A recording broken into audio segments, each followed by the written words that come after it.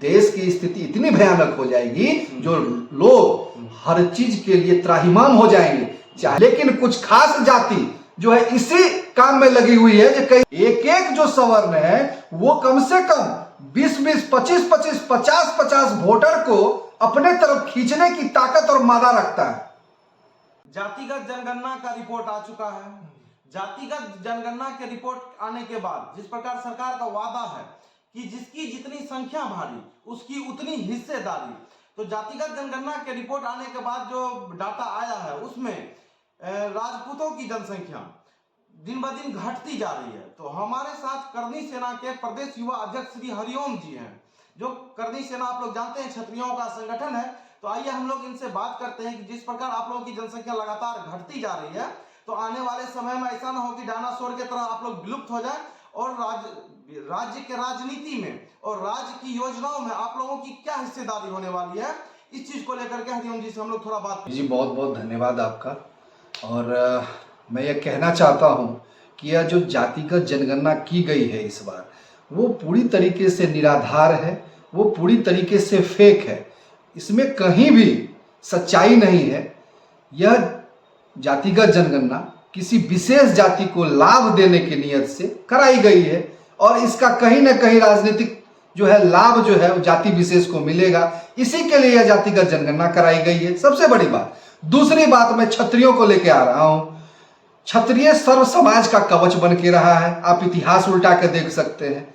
आज हम लोग बिहार में कहाँ नहीं है, आप आरा चले जाइए, आप छपरा चले जाइए, आप वैशाली चले जाइए, आप काराकाट चले जाइए, आप सिवान चले जाइए, आप शिवहर चले जाइए, आप औरंगाबाद चले जाइए, आप बाढ़ चले जाइए, आप कहीं भी चले जाइए, कैमूर चले जाइए, हम लोग हर जगह हैं। आप समस्तीपुर चले जाइए और हमारे ही साथ साथ जो ब्राह्मण समुदाय के लोग हैं वो भी हर जगह है। आप देख लीजिए मधुबनी में ब्राह्मण है, आप देख लीजिए सहरसा में है, बहुत ऐसे जगह है जहां ब्राह्मणों की संख्या है। बक्सर में भी ब्राह्मण है, हर क्षेत्र में हम लोग हैं।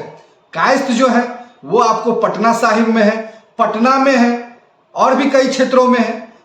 भूमियार को ले लीजिए, जो भूमियार समाज से आते हैं वो कहाँ नहीं है, बाढ़ में है, मोकामा में है, बेगूसराय में है, पूर्णिया ऐसे क्षेत्रों में है, कई सारे क्षेत्रों में भूमियार वर्ग भी है। लेकिन इन लोगों ने क्या दिखाया है आप उस चीज को देख रहे हैं। 1931 में जो जनगणना हुई थी उसका परसेंटेज देख लीजिए, जो परसेंटेज उस समय दिखाया गया था हम लोगों के सवर्णों का, आप देखिए उससे कुछ ही परसेंट हम बढ़े हैं। यहां तक कि 1931 में कायस्थ जो है, कायस्थ समाज वो 1.06 पे थे, उनको 20 पे थे, उनको जो है लेके आ गया है 0.6 पे। तो कहीं ना कहीं यह मानसिकता है कि सवर्णों को किस तरीके से जो है छोटा किया जाए, ठीक है। और मैं यह कहना चाहता हूं कि यह जातिगत जनगणना जो हुई है पूरी तरीके से निराधार है। आप किसी भी बिहार के किसी भी घर में जाके पूछ सकते हैं, क्या कोई ऐसे मेंबर आए थे जो उनसे पूछे थे कि घर में कितने सदस्य हैं? आप किसी भी परिवार से पूछ सकते हैं। यह सिर्फ और सिर्फ एक डाटा क्रिएट किया गया है, टारगेट किया गया है कि किसी खास समुदाय को आगे करके वोट बैंक की राजनीति की जाए, जो कहीं से उचित नहीं है।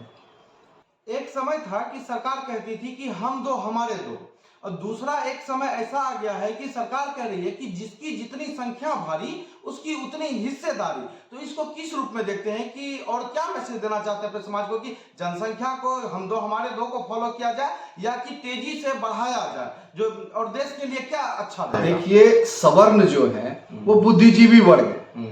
हम लोग इस चीज को अच्छे से फॉलो कर रहे हैं कि देश में बैलेंस बना रहे हैं।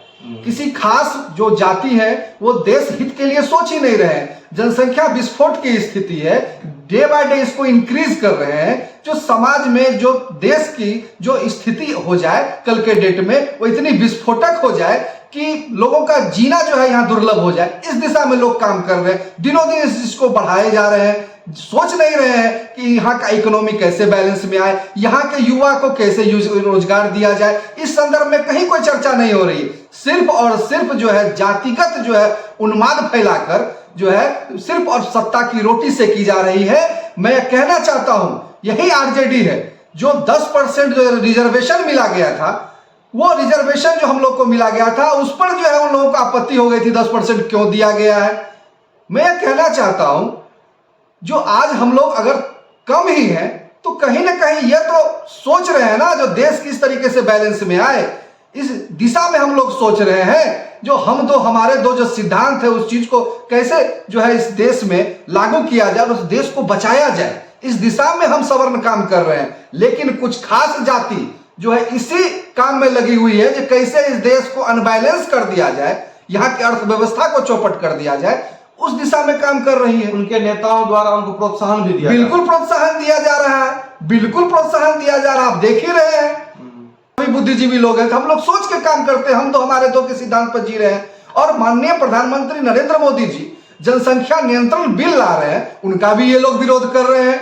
तो बताइए जब पॉपुलेशन अनकंट्रोल हो जाएगा तो किस तरीके से इकोनॉमी जो है सही हो जाएगी देश की, किस तरीके से जो है आपको जॉब जो है यहाँ मिलना शुरू हो जाएगा, रिसोर्सेज यहाँ पर जो है आ जाएंगे, जो युवाओं को जो है यहाँ पर भागीदारी मिलेगी। यहाँ तो पॉपुलेशन अनकंट्रोल कराने की कवायद की जा रही है। इस तरह की जो नीति है, इस तरह की नीति से किसको लाभ है, वो क्यों किया जा रहा है? इस तरह की नीति से ऐसे ही लोगों को लाभ है जो चाहते हैं कि बिहार की राजनीति सिर्फ जात पात पे रहे, ठीक है। सवर्ण के हित में वो कभी नहीं सोचते हैं। जो भी मौजूदा सरकार है वो सवर्ण के हित में सोचते ही नहीं है। अगर वो सोचते तो वो सोचते जो भी समुदाय का जो निकला है, अभी जो परसेंटेज निकला है आप देख रहे हैं, जो 1931 में हम लोग ज्यादा थे वहां कम दिखाया गया है। आप देख रहे हैं हम लोग अगर मान लीजिए उस समय में जितने थे उससे 0.11%, 0.2% इतना ही इंक्रीज दिखाया जा रहा है। तो कहीं ना कहीं तो ये मनोदशा है जो सवर्ण हमारा वोटर नहीं, परसेंटेज के हिसाब से कम हो गए हैं। बिल्कुल संख्या में थोड़ा सा संख्या में ज्यादा है, लेकिन जो राजनीति कर रहे हैं, जो राजनीतिक रोटी सेक रहे हैं, वो चाहते हैं कि सवर्ण को पूरी तरीके से समाप्त कर दिया जाए, सवर्ण हाशिए पर चला जाए।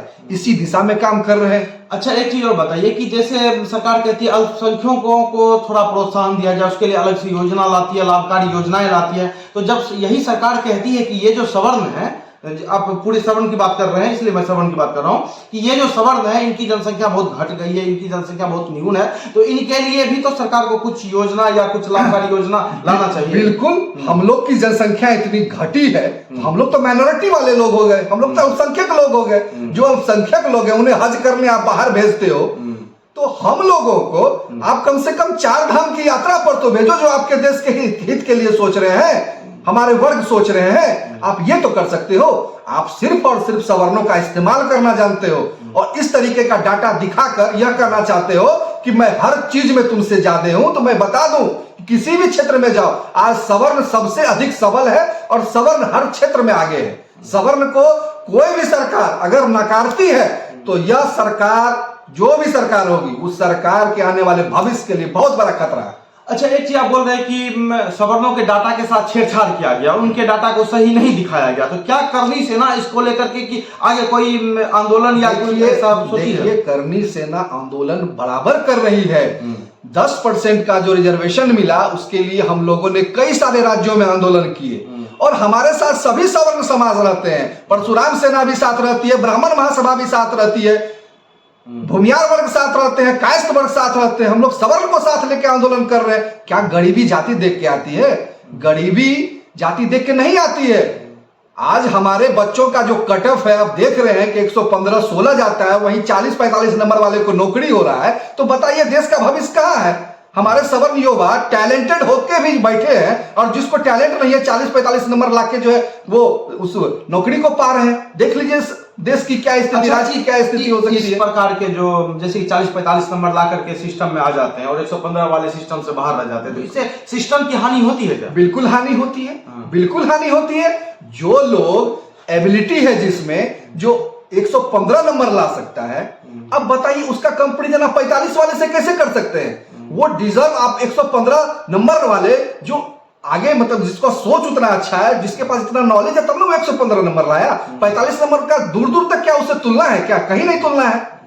तो कैसे इसको कर अच्छा, सकते हैं? एक चीज और की, ये जातिगत जनगणना को लेकर के सुप्रीम कोर्ट तक का दरवाजा खटखटाया गया, लेकिन फिर भी इसके ऊपर रोक नहीं लगा। तो क्या सुप्रीम कोर्ट भी चाहती थी कि जातिगत जनगणना हो जाए? देखिए, मैं न्यायपालिका का सम्मान करता हूँ, न्यायपालिका सर्वोपरि है, सब कुछ कराने के लिए सक्षम है, लेकिन मैं कहना चाहता हूँ जिस तरीके से पॉपुलेशन अनकंट्रोल हो रहा है, ठीक है, और विस्फोटक स्थिति है, खास करके पॉपुलेशन को लेके हम चाइना से कुछ ही कदम पीछे हैं, ठीक है, तो मैं चाइना से भी आगे निकल चुके हैं, ठीक है, कुछ ही कदम क्या पीछे, हम चाइना से भी आगे निकल चुके हैं। तो मैं ये कहना चाहता हूं देश बैलेंस में कब आएगा, जब यहाँ पे कंट्रोल होगा पॉपुलेशन, और पॉपुलेशन कंट्रोल जब हम लोग कर रहे हैं तो देश हित में ना सोच रहे हैं, हम तो आने वाली पीढ़ी के लिए सोच रहे हैं, देश और आने वाली पीढ़ी दोनों के लिए सोच रहे हैं। जो समाज नहीं सोच रहे हैं वो डे बाय डे बढ़ाए जा रहे हैं, तो उसको न रोका जाए, उसको रोका जाए जो, क्योंकि इस तरह से जो है। आप सवर्णों की बात करते हैं, तो जातिगत जनगणना का रिपोर्ट आने के बाद सवर्णों को राजनीतिक रूप से कहां पर पाते हैं? देखिए, एक बात जान लीजिए कि सवर्ण जो है वो बुद्धिजीवी लोग हैं, वो लोग राज्य हित में, देश हित में काम करते हैं, और हम ऐसे वर्ग हैं जो जब हम लोग कोई तरीके का बात करते हैं तो सर्व समाज का बात करते हैं, हम सभी वर्गों को साथ लेकर चलते हैं, तो हमारी बात जो है वो सभी समाज के लोग सुनते हैं। एक एक जो सवर्ण है वो कम से कम 20-20, 25-25, 50-50 वोटर को अपने तरफ खींचने की ताकत और मादा रखता है। आप समझ सकते हैं हमारी हिस्सेदारी कितनी ज्यादा है।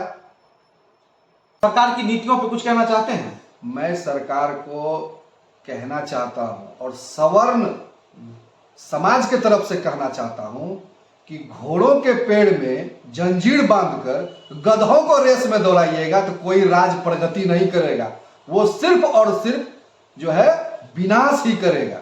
जिस प्रकार से जनसंख्या वृद्धि को प्रोत्साहन दिया जा रहा है, इससे आने वाले भविष्य में 150 साल के बाद देश की क्या स्थिति होगी? देखिए, बहुत ही भयानक स्थिति हो जाएगी देश की।